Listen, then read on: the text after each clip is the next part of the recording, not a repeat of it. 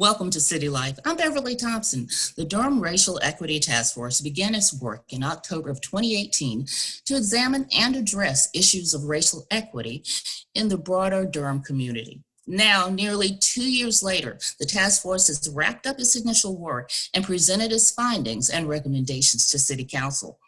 What they found, though, is that this is an issue that touches every single one of us in one way or another.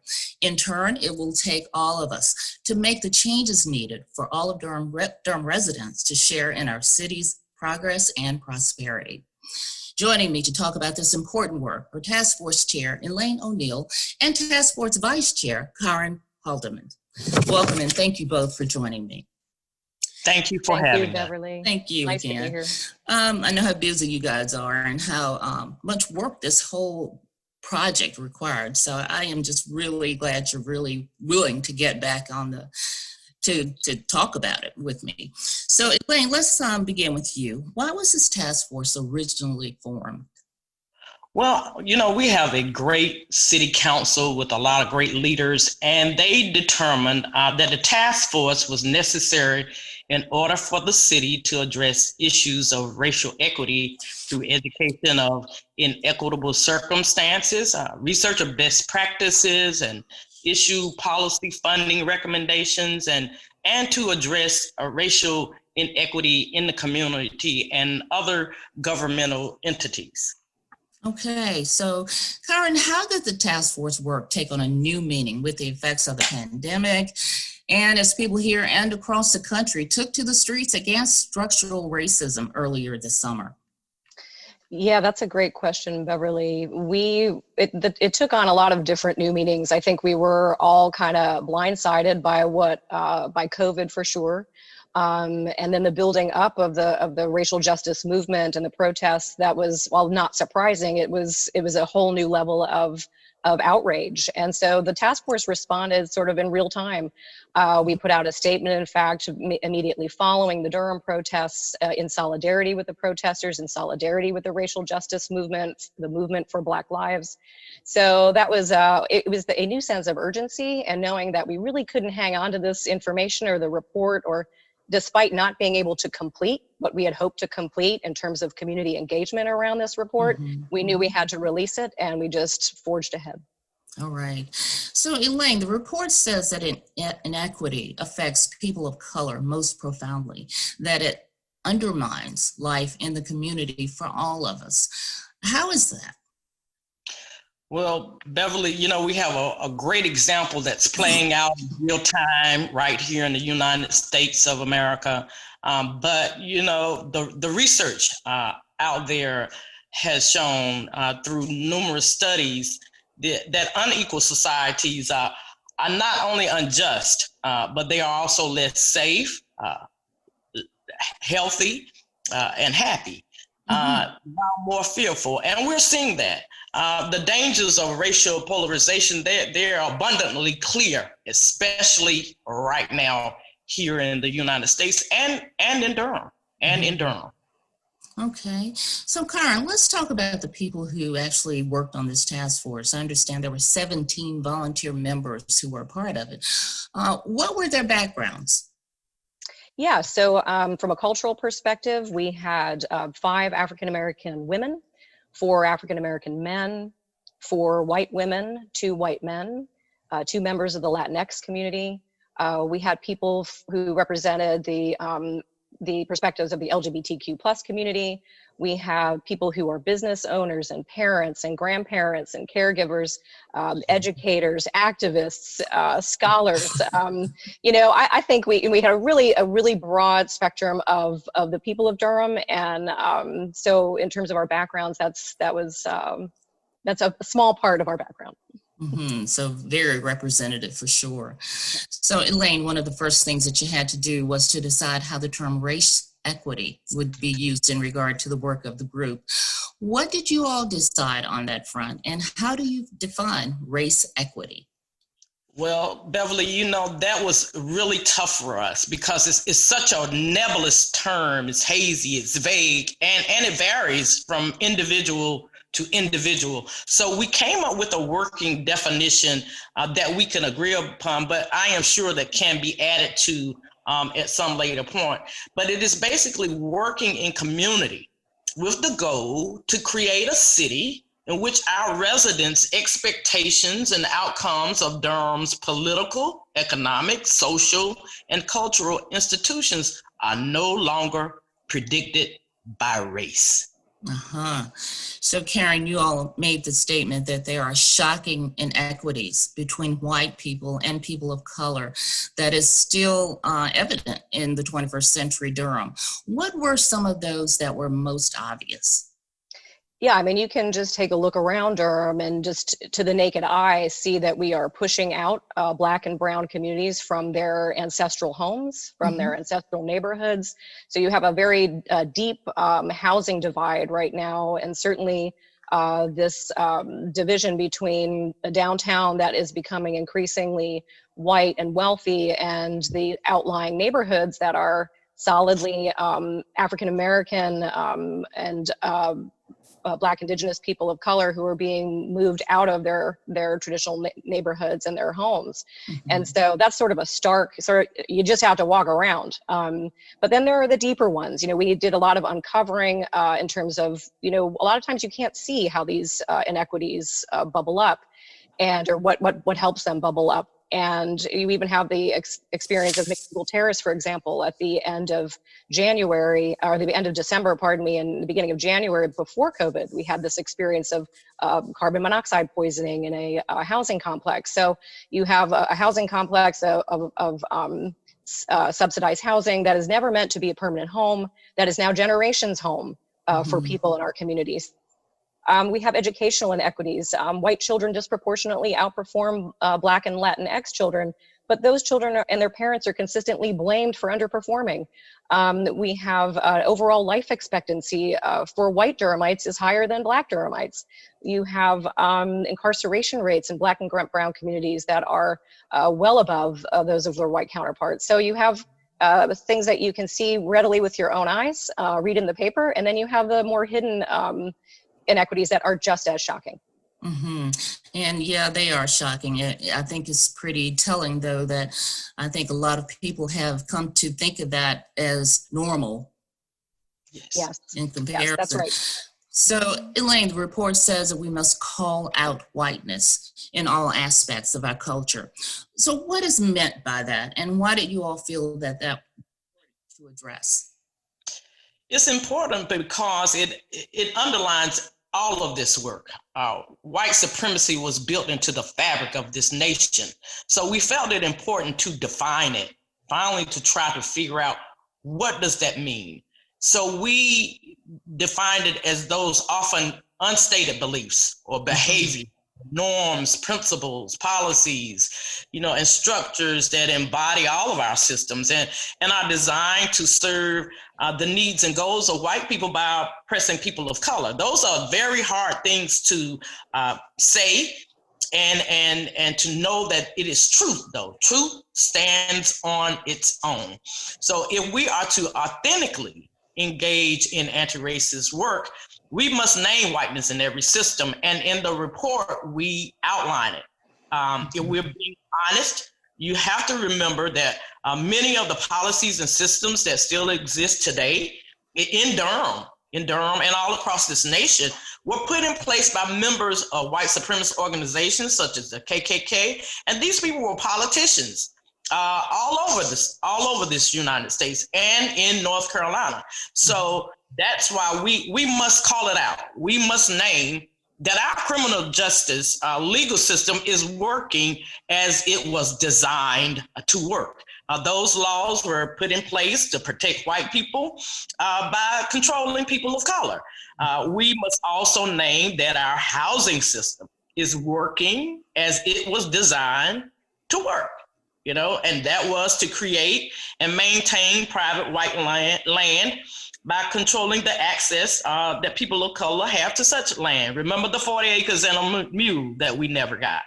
We must name that our economic system is working as it was designed to work, to build and sustain wealth for a select group of white people by ensuring that people of color and poor whites lack access to build and sustain wealth. And we're seeing that play out right now today, right here in Durham. Look at downtown Durham versus Northeast Central Durham, the part that hasn't been gentrified, that is. We must name that, our healthcare systems and our biomedical systems are working as they were designed to work.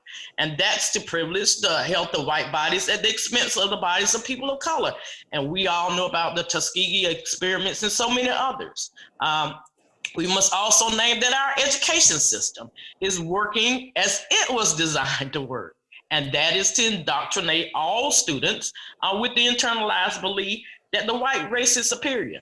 And those are hard things to say and to sit with, but we must, because the truth stands on its own. Mm-hmm. So none of the outcomes of these inequities should be surprising. Not at all. It's playing out. It's played out for 400 years now. We just got off the bus during our lifetime. In other words, we have just been allowed to sit at the front of the bus. Let me rephrase that. We've been allowed to, during my lifetime, during your lifetime. Right. These things are continuing to evolve. Okay, thank you. Talk about it. Right. You want to stop it.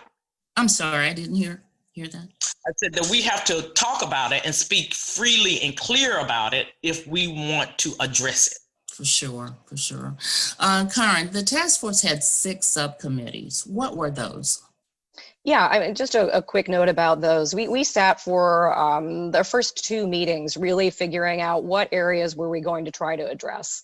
Because when you sit down as a racial equity task force, and your goal is to present recommendations, we had a year's mandate at that point, like for us to finish up our recommendations, which we had an extension for. But it was a towering we felt it was a towering task.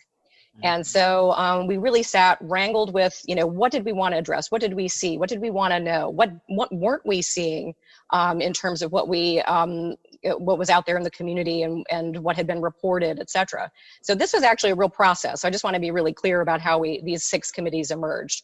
So the 6 committees are health and environmental justice, wealth and economy, housing, education, public history, and criminal legal. And those were the 6 that we felt were going to cover the parts of racial equity that we really wanted to do a deep dive on. Mm-hmm. So Elaine, while there clearly are inequities in all of those categories, what are some examples that you can see at the intersections of all of those inequities?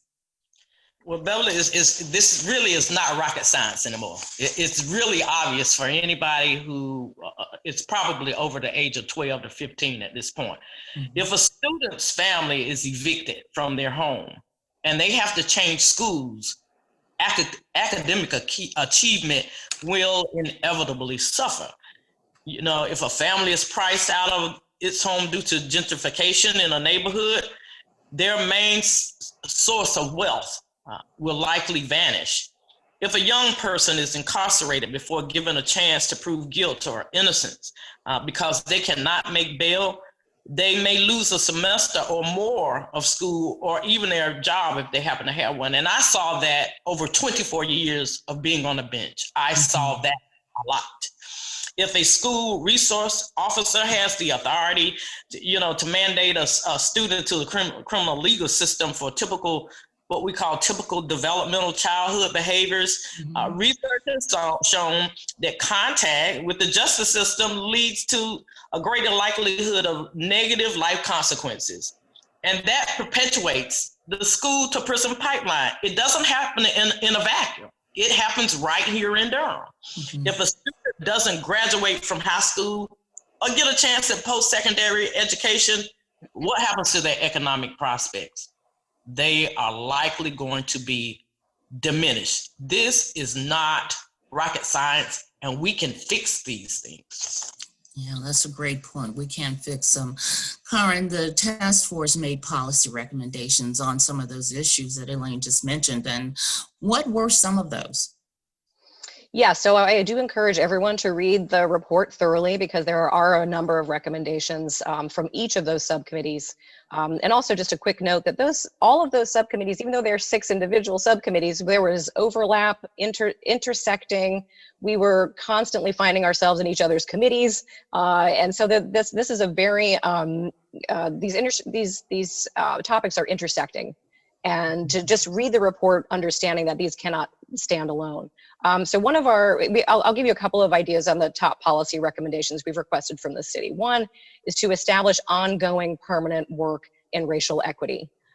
Resource it, meaningfully resource it. That means budget for it, a line item. We want to see this work continue in perpetuity. We want it to continue in a fashion that is meaningful to the city and that is permanent and ongoing. So that was one.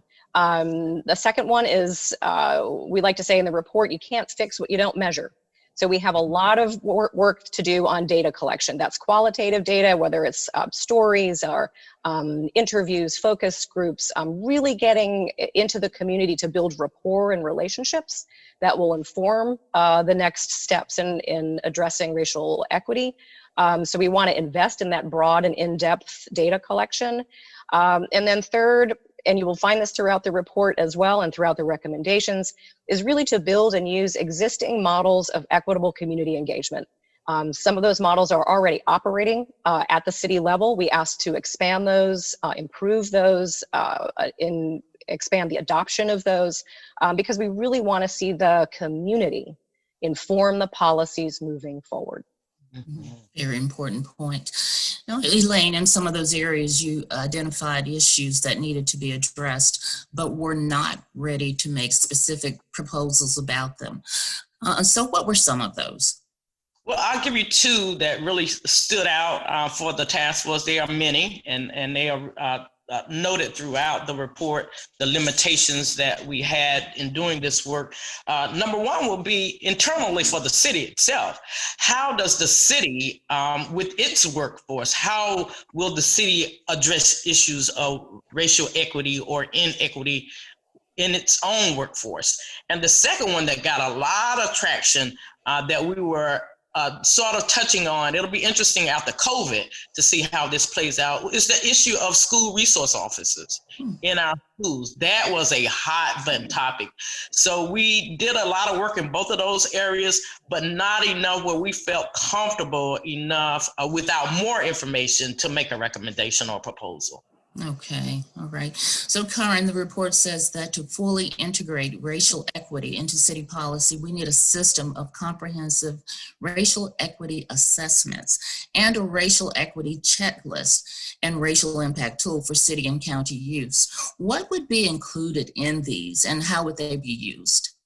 Yeah, so just to give you a quick review of how we came to this piece of the recommendations, these were actually suggestions from task force members who had worked in other cities. So Seattle, Oakland, the impact tool and the racial equity checklist, these are not new ideas. These are things that are operating in other cities. And then we're asking the city of Durham to really tailor them to what we're experiencing here in Durham. So again, I would refer people to the report, but for the racial equity checklist, that's actually a checklist that's aimed at directly addressing any policy that the city is creating to directly remedy racial inequities. And we ask that they answer just a few questions. Do a little checklist, who benefits from this policy, for example? How is community engagement promoted? Is it actually operating in this policy? Have you asked people if this is a policy that they're interested in or would work? What will the city do if some of those markers aren't met, and how do we hold them accountable? Those are some of the pieces of the racial equity checklist. The impact tool is a little bit different because it addresses overall city policy. So it's actually sort of a look internally to the city. How does the city do its work? It's sort of a self-reflection piece. How are we doing as a city? And there are, again, some more questions there. Does your policy have a clear statement of purpose? Do we know who's being affected by this policy positively? Who may be burdened by the policy? Make sure that affected communities are involved from the beginning and all the way through the policy process. Are we doing that? Consider the effects of a policy that might not be a health policy, but might have health effects, for example. What would a transportation policy look like in terms of improving food access to neighborhoods that don't have access to healthy food, for example? So you can start to see the intersections of all of that committee work. And then finally, really, we want to ensure that the city and county both are accountable to relative communities throughout the whole process of developing those policies. So those are the ideas behind the racial impact tool, as well as the racial equity checklist. Okay, thank you. Makes a lot of sense. Elaine, you all said that we need to be not merely anti-racist in thought, but actively and continuously anti-racist indeed. Now, what do you mean by that? Well, Beverly, if we are to move forward as a city, specifically in this instance, or as a nation, a state, with an ethical sense of accountability, we cannot and must not address race-based problems and harms with race-neutral solutions. Race-neutral solutions perpetuate and exacerbate the privileging of white America to the detriment of people of color. We've got to be honest about that. All right, thank you. And Karen, the report calls for more ongoing work when it comes to racial equity. So how do you see that taking shape? Yeah, so, and as I mentioned in my earlier response, we really want to see meaningful community engagement. And what does that, what does that mean? That means really building a relationship between the city and the residents of Durham. And we say this in the report, those closest to the pain should be closest to the power. And that really is essential to creating policies that are going to benefit people who are in the most disadvantaged, the most affected communities. But it'll uplift the entire city when you engage people across the city in a meaningful way, when you take time to build that rapport, when you take time to build those relationships, when it's not a one-way dialogue, but a two-way conversation, then you are going to be on the right track. And so that's really how this report is encouraging the city to move forward and inviting the city of Durham, the residents of Durham, to get involved. I think the important thing you said there was addressing people in a meaningful way, not just reaching out and getting yes or no, but understanding their thoughts and how they want to see a project or a policy take shape. I think that is so important. So Elaine, what are the next steps for taking the work of the task force further, and what is the timeline for it to happen? Well, Beverly, this work started 400 years ago. So it's gonna, and for Durham in particular, we've been a city, 150 years, a little bit over that. So this work will continue for years to come, I hope, to improve us. Specifically though, what we've been trying to do as a task force, we are no longer under the guidance of the city, but individually we are reaching out across our community to make sure that this report is read and people grab hold to it. So the first thing is to make sure that people know that it's there, and we are trying to do our part about spreading the word. We do hope to have a more formal rollout of the report once COVID allows that.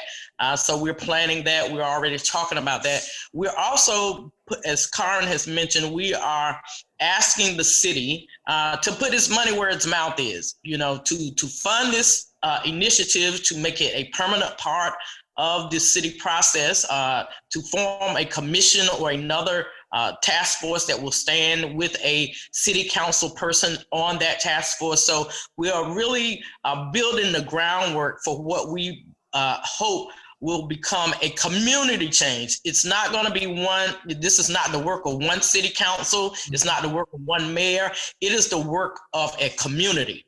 And so we want everybody to read this report and find a place where you can land. Not everybody's going to like everything in the report, and that's okay. But surely there can be something in that report that you can grab hold to and do something about it, if only in your own family situation. So I'm going to get to that then, Karen, on an individual level. What can we all be doing to educate ourselves and then to take action? Yeah, Beverly, that's a great question. So, and we point out a variety of ways that people can get involved, but if you're just going to begin with education, and education is work. You know, that's taking action. Educate yourself, read the report, go to durhamnc.gov/4290. It's on the website. There's also a shareable link in many of the news media coverage. Go ahead, it's a shareable link, go for it. It's there for everyone, you can share it. I've shared it all across the country. I will continue to do so. I would highly recommend, especially people who are unfamiliar with the work of racial equity and unfamiliar with the work of anti-racism, to take a look at our glossary, which is an incredible work of art, in my opinion. We had some task members who really dug deeply, really helped drill down on the terms that people find kind of either alienating or they don't understand fully, or so there's a lot of work in that glossary that you might want to take a look at too. And no question is too simple. We wanted to make sure that people could read this if they were in middle school, high schoolers, really take a look. What does it mean to be an anti-racist? And we really are, the tone of the report, and Elaine was such a powerful reminder of this. We love this city. We love this city. I have never met people in my life who love a place so much and invested so much of their time and energy and thought into this report, because it is a loving call to action. Our anti-racist work is an act of love. And I want to give a special call out to my white brothers and sisters to educate yourself via this report, learn about what it means to be an anti-racist, reach out to me, reach out to other people doing the work, and understand that this work of racial equity is not going to be laid at the feet of Black and brown communities. It is all of our responsibility. We have got to mobilize one another. We have to be, as Elaine says, be honest. It gets uncomfortable. It's upsetting. It is a healthy tension. It is a healthy tension we all need. And a special call out, though, to people across the city, too, to engage in the work for a healthier, safer, more kind and loving Durham. I was just remembering your presentation to council. I believe it was entitled A Love Letter to Durham. Yes, it was. So that says it all. Yes. Yeah. So is there anything else either of you would like to add about this report and about your work? Well, Beverly, I think that I am the only Durham native that was a part of this initiative, and I volunteered. We all did. We applied, and we were accepted to participate in this moment in time. And I'm just grateful for that opportunity. I love my city, and what I found at that table with those other 17 Durhamites, they love it just as much as I do. And we were willing to sit together, learn from each other in the hopes of making a greater city. We want to leave this earth in a better place than when you got here. And I think that's so important for our young people, especially here in Durham with all of the crime that's going on, to know that it doesn't have to be this way, that we can actually do something about it. But for the adults, we're gonna have to do more. We're gonna have to do more, and now is the time. You're gonna have to choose a side. I hope that you will choose the side of kindness, grace, and love and concern for your neighbor. Well said. Well said. Karen, would you like to add anything as we close? I'm not sure I can add anything to that. I do hope that going forward, we do have more native Durhamites, because Elaine's voice and her experience and the history that she embodies was so critical to really understanding where Durham had been, her lived experience as a native person here in Durham, and really understanding what our task was that lay ahead of us. And she, I will say it again, was our North Star. And I think that when you do this work, please, I encourage you and the city and others to involve people who have grown up here and have generations of experience here. But Elaine, thank you. And Beverly, thank you for having us on today. But yes, it is a love letter, and let's just get the work done, people. Thank you so much. I can't tell you how proud I am of this report and how proud I am of both of you for leading it. Clearly, this is important and ongoing work. And thank you so much for joining me. And I'd like to thank Mayor Pro Tem Jillian Johnson as well for suggesting we do a show on this. It's such important work to talk about, and it's important that we keep the conversation going. Don't you agree? Absolutely. All right. Absolutely. Thank you so much. Well, that does it. for City you. Life. Don't forget to follow us on social media and watch us on the Durham Television Network and on YouTube, and listen to our podcast on iTunes. I'm Beverly Thompson. Thank you for joining me to learn more about city life in Durham.